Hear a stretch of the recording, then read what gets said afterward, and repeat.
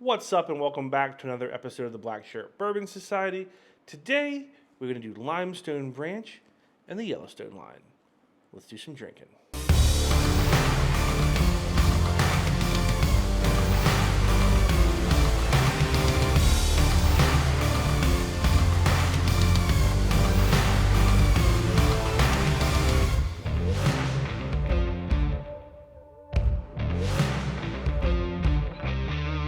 So Limestone Branch is another stop on the Kentucky Bourbon Trail. So we should be getting close to the end of your trail. No, we're not even close. No? Was it what, 46? 46. Man. What if there's something that commemorates the end of that whole 46? I wonder if there is. There might be. There might be. We'll have to look into that a little bit better. So Limestone Branch has a very small, intimate, no frills, friendly distilling experience. Just a great place to be able to visit. Established in 2011, their roots run far deeper than you might expect. Lead and founded by 7th generation distiller Stephen Beam, Limestone Branch Distillery carries centuries of distilling knowledge and is home to famous brands like what we're going to try today, that Yellowstone Bourbon, which has withstood the test of time for over 150 years. Stephen Beam, their founder and master distiller, has a long lineage steep in whiskey history. On one side, his great-great-grandfather was the renowned bourbon pioneer Joseph Washington Dant. On the other, his great-grandfather was Minor Case Beam, the eldest son of James Beam. Yeah. That's awesome. Yeah, so a lot of rich history there. So we had an opportunity to visit Limestone Branch and had an amazing tour, amazing tasting with Blake, and just want to be able to showcase some of their products from the Yellowstone line. Well, I'm excited, so let's get into it. We have 4 different bottles to choose from today. We'll be right back with number 1. So this Christmas, we kind of treated ourselves to this awesome gift pack. It comes with 3 different bourbons in it: Yellowstone Select, Yellowstone Special Finishes Collection Toasted, and their rum cask finished. So we're going to start off with the Select. It is a 93 proof blend of 4 and 7 year bourbons. So let's get into it. So if we look at the color, maybe that pale gold, It's light. It is very light.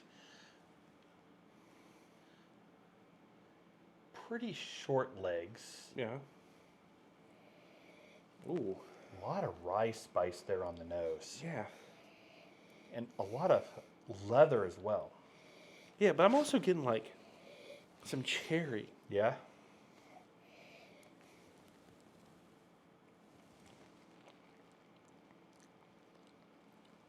So a lot of vanilla, a lot of honey. It's kind of smoky. There is some smoke to it. Fairly short finish. Short finish.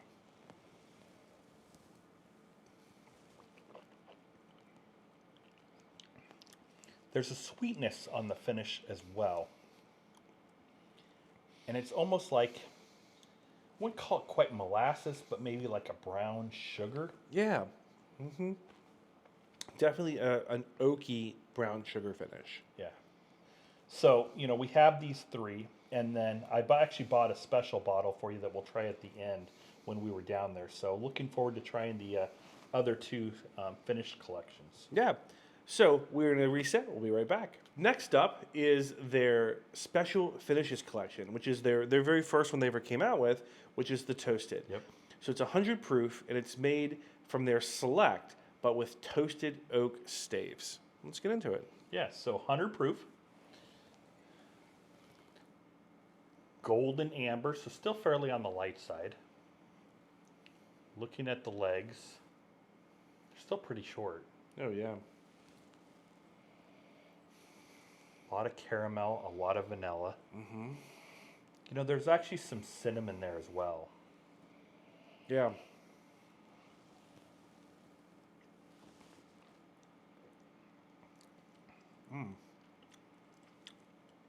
Oak. Caramel.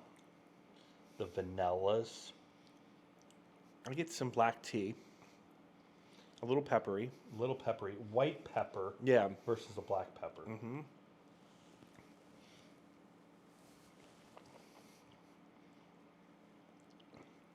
There's also some sweetness to it. Like a toffee? Toffee. I just get a little bit of like a cocoa type on the finish as well. And a little bit longer on the finish than the Select. Mm-hmm. And was I tasting tea, or is it a little bit more bitter and goes into tobacco?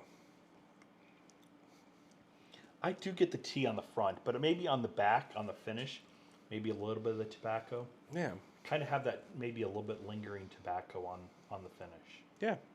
It's a good one. I Yeah. like the finish on that. That's really good. So the next one's that rum cask. So we'll see how that one goes. Yeah, those are always fun because this rum always adds some kind of tropical flavor that you don't expect. So let's reset it. We'll be right back. So next up, we have their special finishing collection again, but this is the rum cask. And, we normally like a good rum cask finish because it's got that tropical notes, and I'm excited about that. It's 100 proof, and it was in the rum cask for 9 weeks. So let's see what it tastes like. So like you said, 100 proof. If you look at the color, definitely that golden amber. If we look at the legs, still pretty short on the legs. Yeah. So on the nose, I get a lot of ginger, kind of like a gingerbread. Yeah. There's some pear. Definitely pear.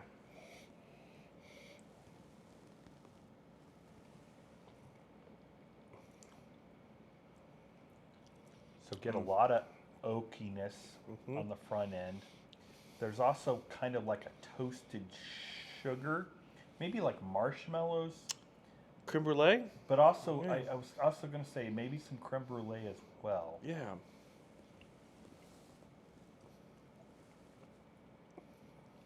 But then on the finish, I get some of that tobacco. I get some clove. It's a little bit of longer finish, so medium finish. Yeah. There's a little bit of honey in there. A little bit of a honey. And like the smallest amount of cocoa. I was just about ready to say the same thing. Very small on the cocoa.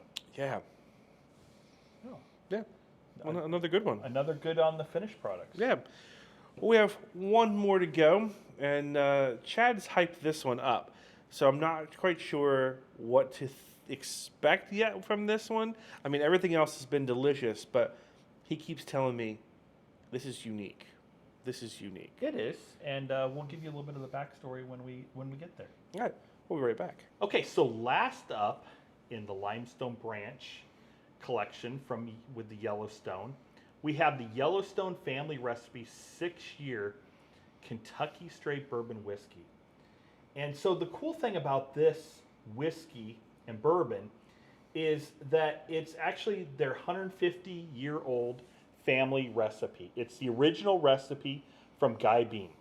And actually had the privilege to have Stephen Beam sign the bottle. But, this one's unique because it goes back to that original recipe. So, looking forward to try it. 100 proof. So let's get into this. Yeah. So, I know I've been talking a lot about it, and I think it's pretty cool to be able to go back and try this original recipe. Oh, yeah. Yeah, this is definitely an iconic piece of bourbon history. Yeah. So, if we look at it, 100 proof, color burnished copper, a lot darker than the other ones have been. A little bit longer legs, actually pretty long legs. Yeah. So on the nose, I get some sweetness of caramel, get some honey, maybe a little bit of brown sugar. Yeah, it smells really sweet. It does. Okay, let's right. take a drink.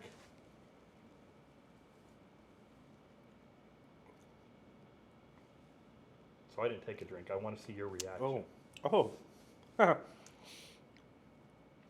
That does not taste at all what it smells like. Okay, so tell me about it then.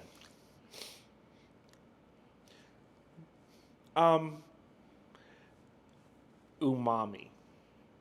That's literally the only word I can think of. It's savory. It's It's almost like drinking Worcestershire. There's a funk to it that I'm not sure how I feel. So when we were down at Limestone Branch and did the tasting with Blake, they actually had this on the tasting menu. I think it was actually an extra one. And when I tasted this, I'm like, this is such a unique bourbon that I absolutely had to walk away with it. And like, don't get me wrong. Like, I'm not saying this is bad. It's unique. I think everyone should have this in their library because it's such a cool, different product. I can't see myself sitting down and drinking this as a daily or even like a weekly. This would have to be a very special.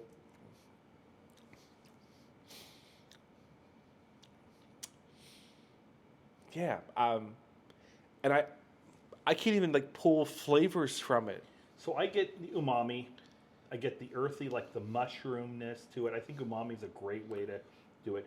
There might be a little bit of hints of tobacco. The sweetness on the nose is not on the palate. Not at all.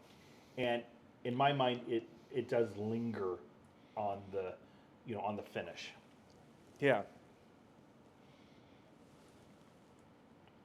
But I get very little sweetness at all. Yeah. No. And it is a different mouthfeel as well. Yeah. Astringent. There you go. Yeah. Again, not in a bad way though. No. It's very unique, very cool. I mean, glad that you picked this up. Yeah, it's a good bottle to have in the collection. Yeah. Unique for sure. So I think does that answer or ask our question then? Please. What is the most unique flavor profile bottle that you have or have tried? This one currently is probably tops it out. Yeah, pretty cool. I don't know though. Whiskey Book of the World last year, that one that was it New Zealand, a New Zealand Scotch that was kind of wet dog tasting. Now, I would say, though, that you've been talking up a specific bottle as well on your trip to Iceland that I think might give it a run for the money as well. So, having tasted it, I think the story behind it gives this bottle a run for the money. But taste-wise, this is unique. Okay. And I'm going to go ahead and tease this one out because why not? We'll be doing this episode in the future. Yeah. So on my trip to Iceland, I picked up 2 bottles from Floki. One was a birch barrel finish, which was really cool. And the other one is a single malt, but they smoke the barley in sheep dung. Yes, sheep dung. And I will tell you, unique is the word. The flavor is delicious. I have to admit I'm looking forward to trying that. Yeah. I mean, it doesn't taste quite as unique as this, but it'll rank up there. Yeah, but like I said, I think this is a great bottle to have in the collection. I love the fact that it's the original Yellowstone recipe. Yeah, I agree. That's super cool. Yeah, I like that you got it signed too, which I'm always a big fan of signed bottles. So, all right. So you have the question. If you enjoyed this episode, don't forget to like, subscribe, and comment. Until next time, this is the Black Shirt Bourbon Society. Drink safe, y'all.